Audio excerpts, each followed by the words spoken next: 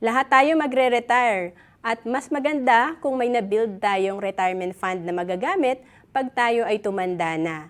At ang maganda rito, may retirement fund pala na pwedeng simulan na may healthcare coverage na rin.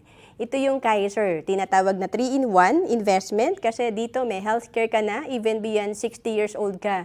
Meron ka pa ring healthcare na magagamit, may life insurance ka, at may investment ka kung di ka nagkakasakit, nag-accumulate lang yung fund mo with interest. And mag-sample tayo dito na sa mababang plan na sabihin na lang nating one-time payment, K45, ang total na investment mo or binayaran nasa 169,640. And ang projection nito after 20 years nasa 591,393.